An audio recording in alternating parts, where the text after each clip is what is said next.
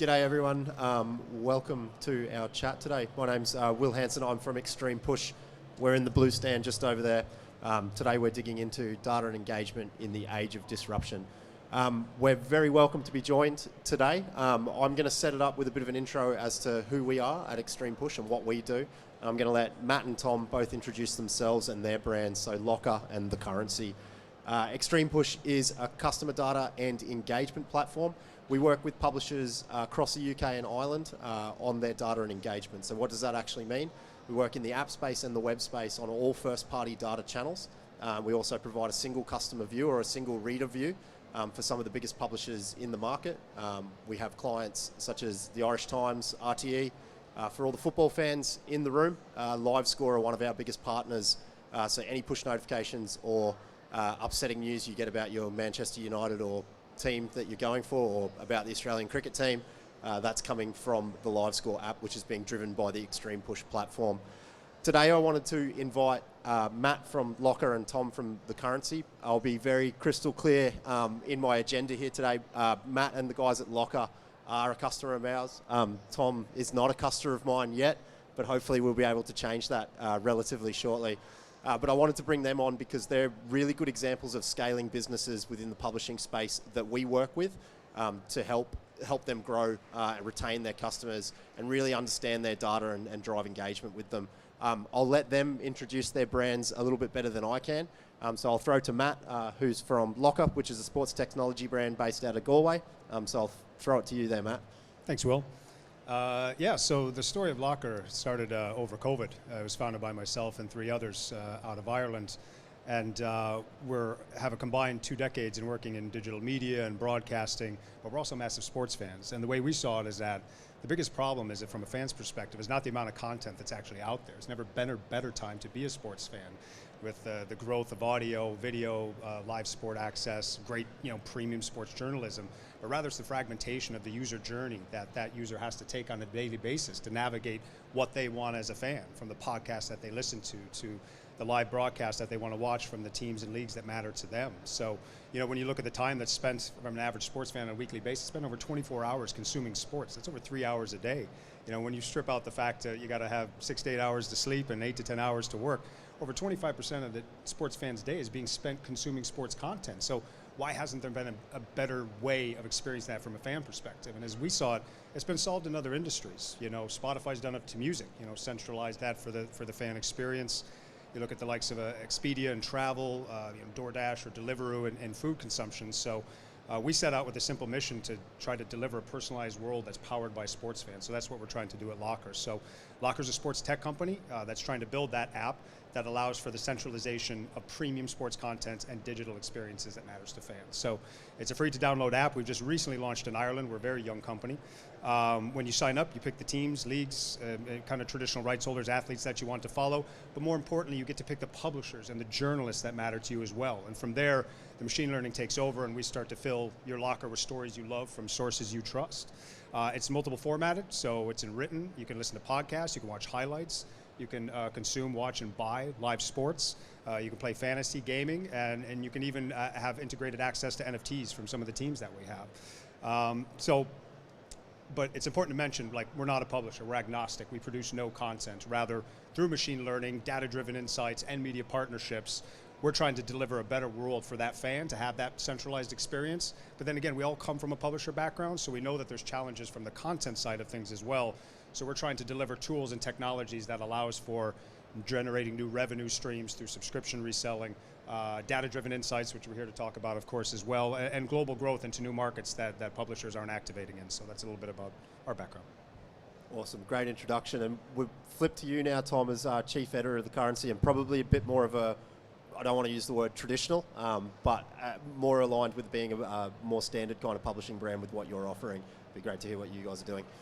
Yeah, well, I think some of the things that we do differently is that we're journalist-owned, led and founded, and we're a business that started 6 months before the start of the pandemic, and we specialize in long-form, investigative business journalism and analysis. So we're trying to do the hard stuff, as we recognize that it's building a membership and a subscription business isn't easy. You've got to really be producing content that's unique, can't be found anywhere else, and that people are prepared to pay for. So we're 2 years old. We've got annual recurring revenue now of 1.2 million. We hit profit after 13 months. We 5,500 members paying between 200 and 250 euros a year.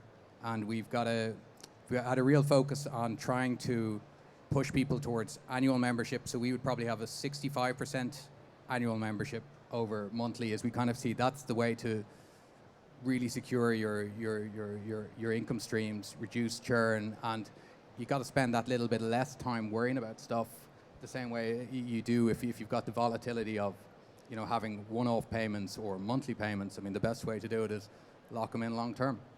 Yeah, I like that strategy. It's what we do at Xtremepush too, guys. So when you come up to chat to us later, you can talk about that. Let's kick into some questions around the topic that we wanted to chat about today. So data engagement in the age of disruption. So what I want to kick off with is a quick chat around how you guys as kind of digital first brands are conceptualizing your audience data, your targeted audiences that you're thinking about. Data is a big concept, obviously. It's something that all brands are grappling with. I think publishers are in a really unique space at the moment, particularly with the changes that are coming down the line with third-party cookies, changes within the ad tech landscape.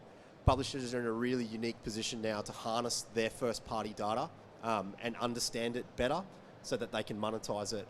Matt, I'll toss to you first because I think Locker have a really interesting proposition of the way that you're really digging into the insights around what your users are looking for and what they're kind of consuming, and how you guys are conceptualizing what you're going to do with your data and how you're planning to kind of monetize that as you kind of get going. Yeah, exactly. I think data is hugely important to what we're doing. I think it's kind of our secret sauce in the sense that we talk about understanding. Our objective is to try to understand sports fans better than any other platform out there because of the data that we're able to harness there and kind of create that full profile of what fan DNA looks like for each fan. Because everybody in here, if you're a sports fan, you know, we might like the same leagues or the same teams, but the way that we consume content is all different. So how can we leverage that, but most importantly, pass it back and engage with our partners to give them meaningful insights in terms of what's happening on the platform. So, I mean, in terms of how we access it from a publisher's perspective, if you land on an article or a video or podcast on Locker, that user experience still sits with our publishing partners. We just act as a browser. So 100% of that data still is with the publishers, as well as any revenue that's generated through ads or pre-roll or mid-roll, whatever the case may be. When it comes to third-party cookies, we're trying to focus mainly on first-party. So we don't advertise on Locker. We don't resell the data to anybody else outside of Locker. We do allow advertising with our publishing partners, but only within their channel Locker, which is kind of their hub or home of where their content sits within the platform, and they can integrate sponsorship or other advertisers that they have to add value to those existing partnerships. But where we kind of get into the guts of it is we kind of look at data in a three-part approach. One is what we know about the user, so the age, the location of where they're coming from, the sex of them in terms of male or female or whatever they're identifying as.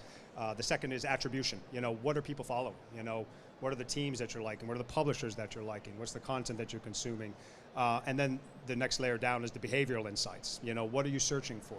What are you reading? How long are you listening to the podcast? When are you actually purchasing live sports? When are you playing fantasy? Is it 2 hours before the NFL kicks off at 6 p.m. over here in the UK? So it's giving that insight back to our users that we think is the most important thing that we can provide a benefit for.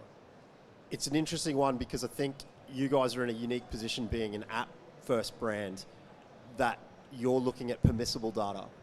A person downloads your app, they're giving you explicit permission to be able to then give them information about what they're looking at. How are you guys thinking about permission at the moment? Is that something that you're toying with, or how are you doing that with your partners? It's a challenge because, I mean, one of the challenges we have to be respectful for what the users want is. You know, we have 75% of our users who have opted into push notifications, which is usually beneficial because then that can leverage our ability to work with Xtremepush in targeting some of the, and utilizing some of that behavior insights to target our fans in a more meaningful manner, letting them know that a match is coming up and they might be able to purchase it, or there's a new publisher that's come on board, and because you've been reading this publisher, you might like this. So we have to be respectful of those 25% who don't get targeted with that or don't want to be connected with that. The other challenges that we have in the market is the fact that we're an international brand. Granted, we've only launched in Ireland for product market fit, but we have a number of different publishers we're working with who sit outside of the EU. So the transfer of data in terms of being compliant and following the policies and protocols is immensely important as well. You know, recognizing standard contractual clauses with any sort of US-based companies to ensure that data is being passed in a compliant manner are probably two of the biggest ones that we have. Great. And you touched on something earlier just then when you were speaking about organic growth, and I'll throw to you, Tom, because currency is purely organic with what you're doing. So your spread is targeted very much at that level rather than kind of digging into the third-party platforms like Facebook or Google. Yeah, when we launched the business, we tried some of that stuff. We tried building mirror audiences. We tried using Facebook. We tried using Google Words, and we found that doesn't really do it for us. Like when you want to get somebody to cross the line towards actually paying you repeatedly an amount of money, either every year or every month, you're going to be judged on the quality of the content. I mean, for example, you know, our most read stories are to do with Conor McGregor. I'm an expert in his business affairs. How much money have I made out of Conor McGregor? Well, we got him to sign up via his manager, but we don't, in general, it's not that type of content that drives sales. And it's that type of content which we see every other publication in the world picking up on very, very quickly and rehashing and repeating it. And there's nothing we can do about it. They've just stolen our story. We can't complain. Whereas those difficult, more analytical stories that are drawn from experts, we can see through our data that they're the stories that are driving sales. The people are hitting those stories and they're moving into our sales funnel, whether that's giving us that initial point of contact, which is their email, or moving towards the even better point of contact, which is they're trusting us with their credit card details and they're trusting us with their money. So that's what I think. The data does really help us to understand what the membership is looking for, what is driving sales, and how to cut out that noise which you can have around certain stories, which they're very noisy because people are picking up on them, you're being asked to talk about them on the radio, but they're actually delivering you very little in terms of the bottom line. Okay, and as a journalist-led business, being able to tap into that data, like you said, and understand what your readers are really engaging with, is that informing you at a board level to go, this is where we need to invest in our journalists or in our stories moving forward? It definitely is, although we have taken a position which is, you know, if we're going to do everything about complex tax law, everything about this legal argument, this particular litigation, people do want a certain amount of entertainment as well.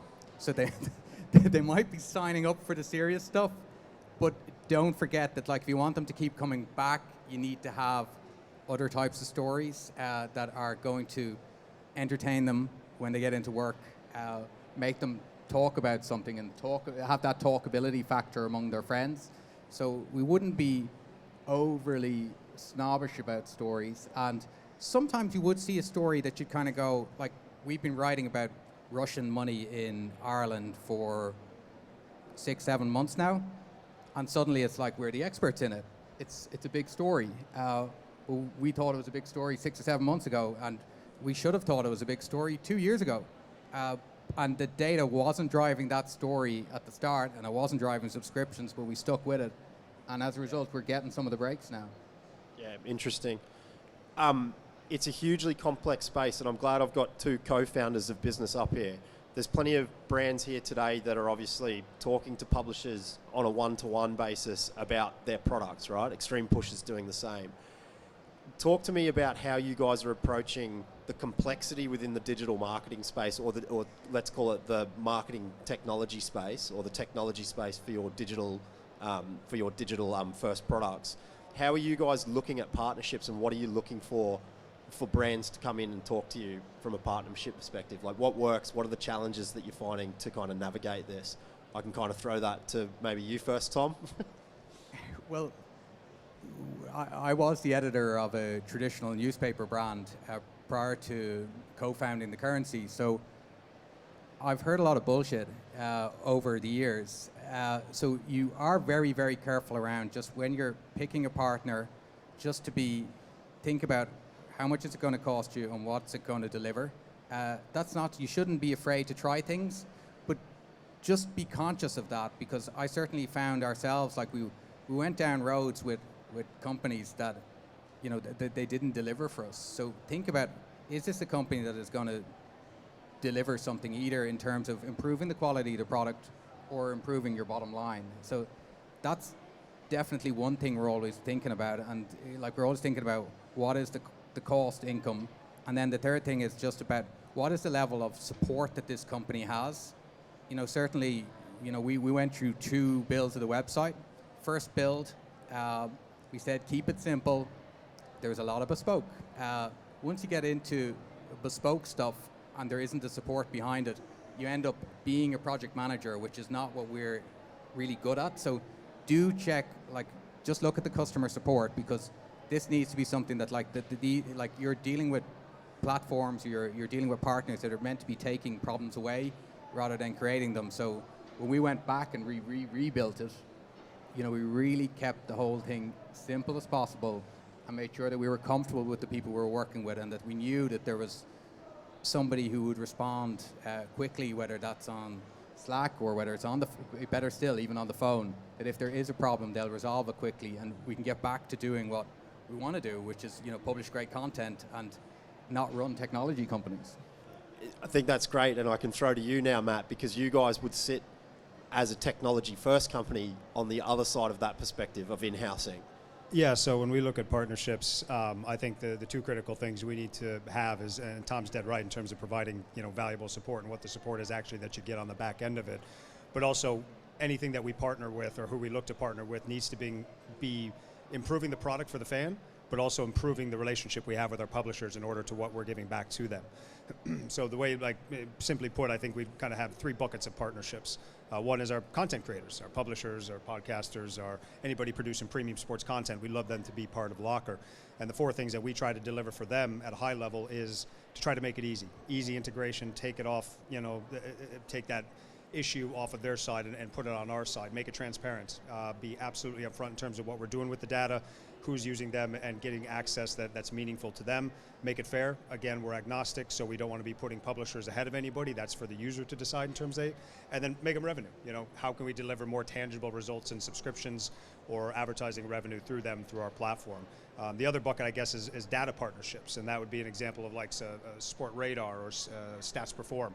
They're providing us insights and stats and scores and tables, and arguably the most important thing, or the most asked for thing that we have on Locker actually is that type of data. But how can we leverage that data to connect and provide actual added value, tangible value back to our content partners?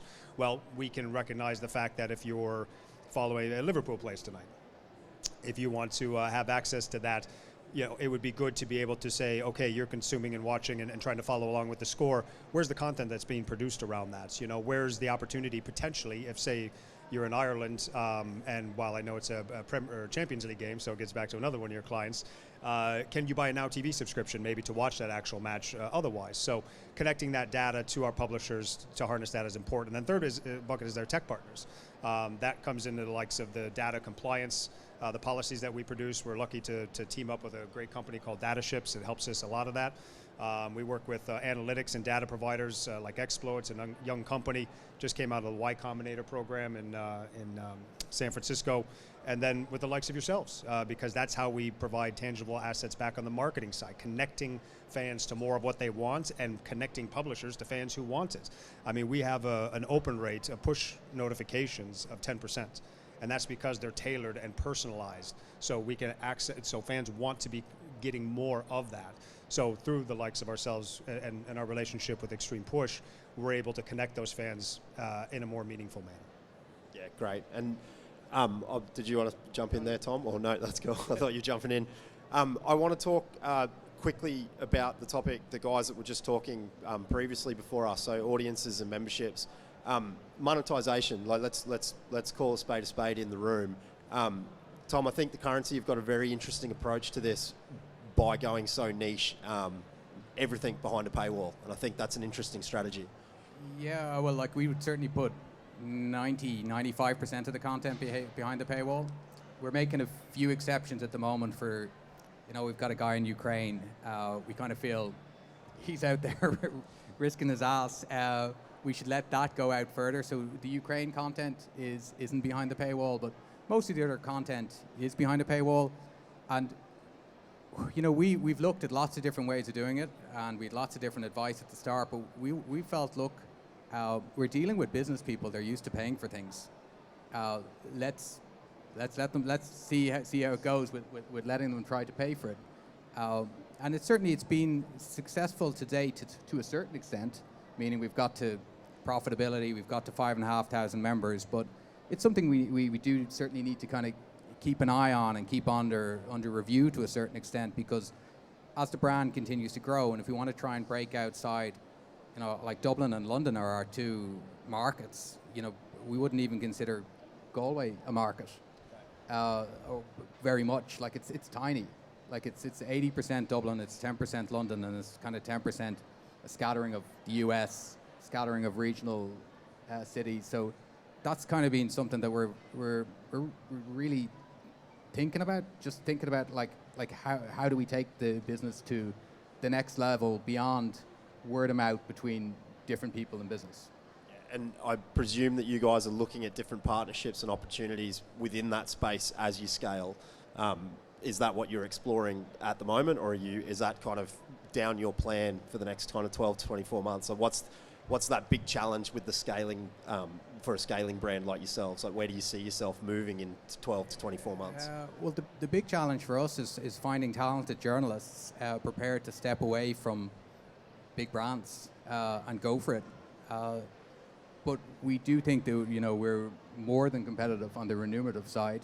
And in many ways, we see our competitors are all retrenching and trying to cut their cost basis. So that's an opportunity for us as we're coming in with a fresh way of doing things where we've got a very lean cost base. So for us, growth would be finding talent in cities other than Dublin, where we think that we can find somebody who is capable of attracting that 1,000 subscribers, who can bring in that 200 to 250,000 revenue, and that we can put the back end behind them to support them, incentivize them, and give them long-term security in their jobs in journalism, which there isn't that much of it about. That's the sell for anyone in the room that wants to talk to Tom later, guys. There's the op. Matt, Locker obviously in a different position. You've got plenty of monetization options, and I think that might be a challenge in itself, that you guys have got to try and pick a stream to go down as you scale. Like, what are you looking at in the next 12 to 24 months to really drive your brand to the next level? Yeah, it's interesting because sport it's a growing and emerging space to monetize for a number of different reasons. When you look at it from a fan's perspective, in North America right now, the average sports fan spends 5 times more on OTT subscriptions than they do on Netflix. Or the fact that, a survey during COVID in both Europe and North America showed that 16 to 35-year-olds are twice as likely to pay for premium content than older generations. So there's an appetite and expectation that if you have access to that content, you're willing to pay for it. And again, we're trying to do that in sport. But on the publishing side, what's interesting is you're starting to see traditional media publishers look at sport as a standalone offering. So even in the States there, this year, Gannett Group, who own the USA Today, recently launched USA Today Sport Plus, which gives a sports fan access to just the sports content from the publishers that they own. So you can access Milwaukee Journal-Sentinel, Indianapolis Star, Detroit Free Press, Arizona Republic, Tennessee, and a number of different those that is actually separate from their existing publisher offering. Closer to home, the Telegraph, you can purchase that over here for just simply for their sports content, or Rugby Pass. So, and then the biggest elephant in the room that proves both sides of the model is The Athletic and the New York Times, because The Athletic has proven that people were willing to pay for premium content, and the New York Times is proving that they see that as an avenue and an access to try to transition those users and onboard them to create and generate new subscriptions. So how we're looking at is our model is kind of a Substack meets Hulu, in the sense that Substack from a publisher side of things, in that on Locker, we act as a marketing tool. We don't take any percentage or charge our partners anything to market them. We simply utilize our marketing solutions and that fan DNA that we know better than anybody, leveraging that through technologies with the likes of Xtremepush and putting more content in front of them that they think they want to purchase. We take a fee after we close that, But we don't want to charge publishers anything up front. We just want to act as that connector of a platform. In certain cases, we're talking about guaranteed subscriptions, so we can de-risk that for our publishers, so they have an idea of what they're actually going to be getting out of that, and that's proven to be popular. When we kind of look at the Hulu side of things, that's really more about the fan, and that's kind of the bundling, the personalization of where we think it's going. In the States, for example, you can purchase a Hulu subscription for $7.99 or $8.99 or whatever it is these days. But then you can also add on a Disney Plus subscription, and then you could add on an ESPN Plus subscription, and even on top of that, you can throw on a Star subscription. So it's what they want to make it based on what they want that content to be. And we think sport in multiple formats, with trends going more towards paid-for content from publishers, from podcasters, from subscriptions and rights holders, being able to build a personalized world that connects fans in a better way will be the way forward, we think, in that capacity. Yeah, I definitely agree with you, and I think when we work with publishing brands, we work across the spectrum of different monetization strategies, right? So everything from driving subscriptions and driving people through a paywall, making sure that they're signed up, they're then delivering content that's right time, right message, right article, through to brands that are looking at, well, how do I get as many eyeballs through breaking push or breaking notifications onto my site because of the ad revenue that we're going to generate from our site. I think what's important is that not one solution is the right way. I think brands that are flexible and able to adapt over the next 12 to 24 months is certainly what we're seeing. A lot of it stems back, though, to understanding the quality data that you can collect on your audiences through your website, through your app, understand what they want, but then make sure it's personalised. And I think we're going back to that, the whole idea of contextual, where you've got the ability to make sure that your data is driving the decisions that you're making around your monetization, and providing the brands the ability to do that is definitely at the forefront of what we do. I've got a couple more. I've got one more big question, and then I'll probably open to the floor if anyone's got questions for Tom and Matt here. If you had $100 million, let's say $100 million, $10 million, you'd probably be out on a yacht in the Bahamas. But if you had that and you could wave a magic wand as far as engagement or channels or marketing in general, what would you do with that tomorrow if you could do it to help scale your brand quickly? Like, what are the channels that you think I'd pump 100 million into that within reason? It might just be you might take it down to the casino and put it on red. I don't know, but yeah, I'll throw to you first, Tom. That's a tough question. We haven't found that it's any particular channel over another, but we do look at like where we think, if you look at the market, like we've got the FT, Bloomberg, The Economist, they're up at that very top, doing top-end business, world-class top-end business. Then you've got all of the business underneath it, and that's where we see, that's where we would like to go, and we think that there is some very talented journalists who are covering, the mid-market space, who are covering lots of different banks, lots of different private equity deals, lots of different corporate finance people. We think that these people have got followings, and that they are our channel to market, is to try and attract them to work with us, because they've got their own social media followings, their own personal connections, and they're our route to market. And then we put a bit of fuel on the fire by using other services and plugging them into them to let everybody know this is where they are. 100 million would be good for their salaries, I'm sure. A bit of a boost for them if you had that. Matt, what about for you guys at Locker?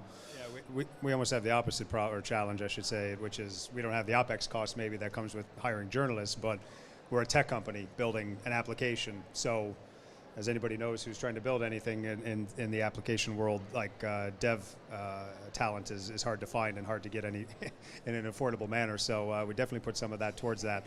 The reason we are building on an app, I should say, is that, again, from a sports fan's experience, most of that content's being consumed within an app, and by utilizing that in a single platform like that, we can connect that fan DNA better through that. So there is a method to the madness there, even though it's a costly method.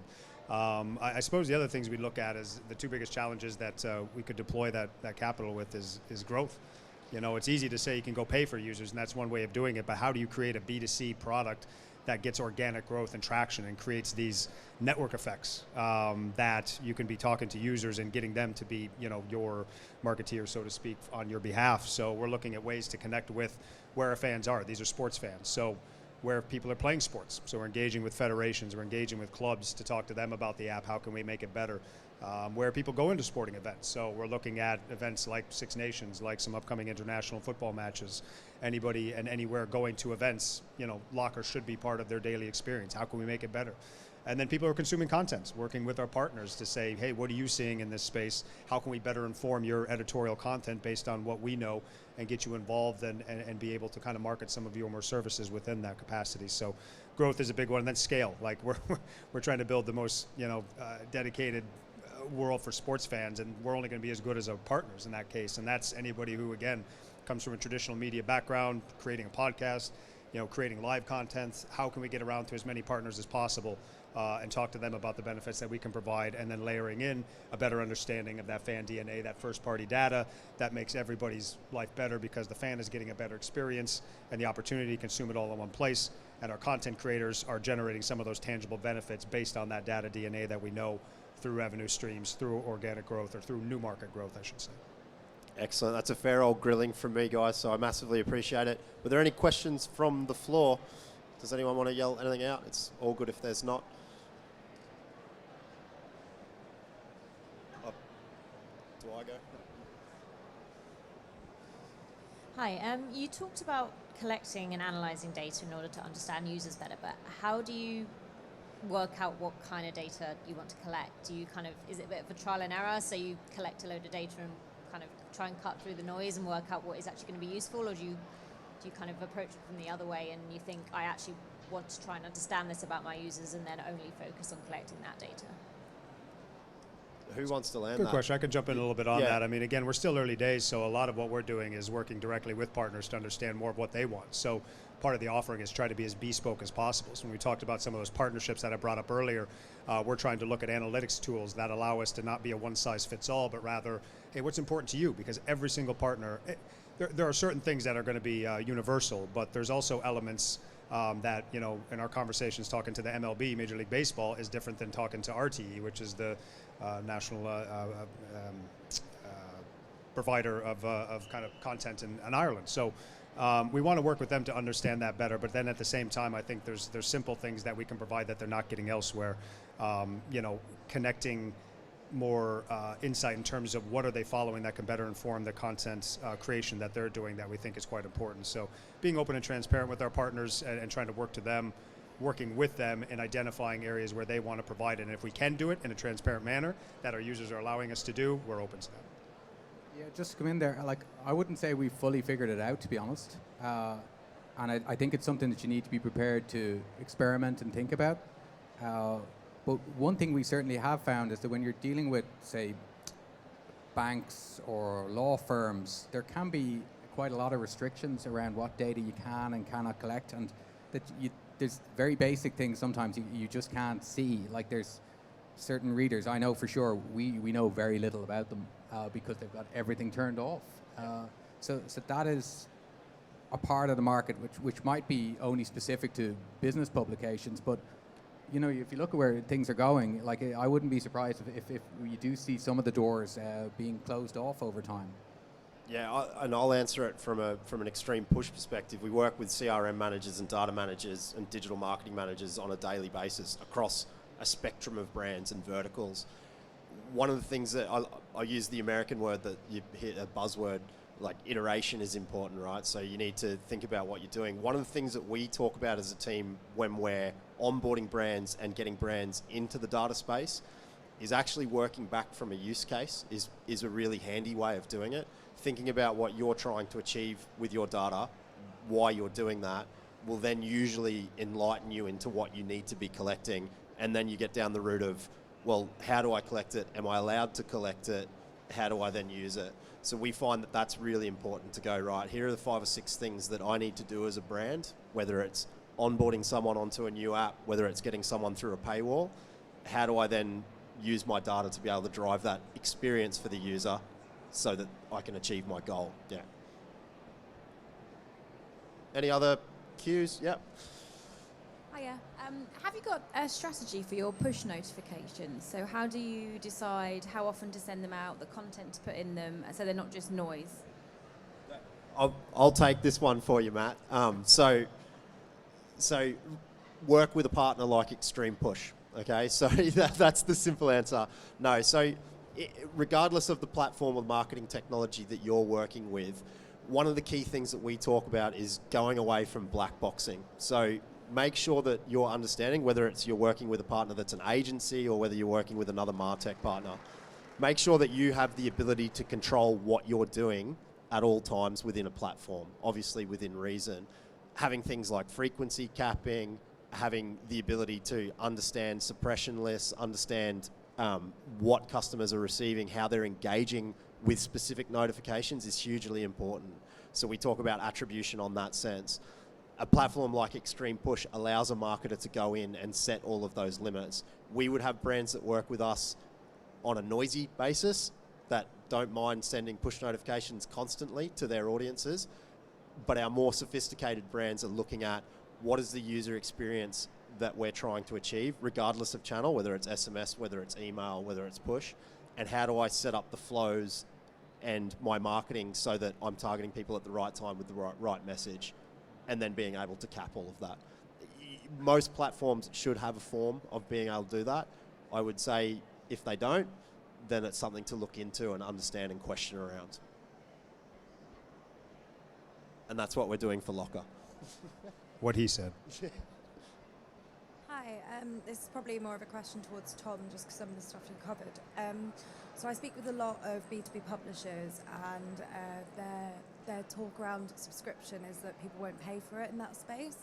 Obviously, you're a prime example of how that has worked. What would your advice be to those people in terms of how to navigate that landscape? How to build their audience. So how to build their audience and like utilizing subscription in a B2B publishing space. Well, the first thing, like, it's an amazing business if you can crack it, because the recurring so we would have probably 20% of the business is direct B2B, and like it's 90% recurring. Like, it's so unbelievably sticky once you get your foot in the door. So we definitely found that, like, certainly pre-COVID, we were hosting events, meet the Irish unicorn, talk to this person, talk to that person, and literally doing the sales one by one. And that is what we then did post-COVID. We were trying to meet them and thinking about how do we get to the person at the top, not necessarily the marketing director. They're a very important part of the relationship and managing the relationship and making sure that the sale is repeated. But getting to that person at the top of the company, like, that was our big challenge. I mean, we had an advantage in that we were about over 40 years in journalism, so we knew a lot of these people. But if you are a B2B publisher and you've been around a while, you probably know a lot of these people. So it's really how do you get to the person in charge and get them to make that first decision, and then stay tight to the marketing director, the person who runs the library, or whoever that might be, and make sure that they have a free subscription themselves, and make sure that they're the people that you're sending. They don't need gifts at Christmas. They just want that kind note, just saying, look, thank you, we appreciate your support. Or if they're asking you for a favor, like, we need to get one more person on who's just joined the company, respond quickly, make sure that anything they ask, just do it very, very fast, and don't be arguing with them around the margins, trying to squeeze another euro out of them. More think about, well, what is the long-term relationship with this group like, and leverage that as much as you can. Build advocates, yeah. I think 2 minutes left. Any other questions? I think we can probably give it a wrap. Matt, Tom, you've been awesome. Thanks so much for coming today. If you are interested in chatting to Xtremepush, we're just round the corner there, right behind the screen. If you want to chat to Matt and Tom, they're hanging around today as well. Hopefully see you all at the drinks later tonight. Cheers. Thank you.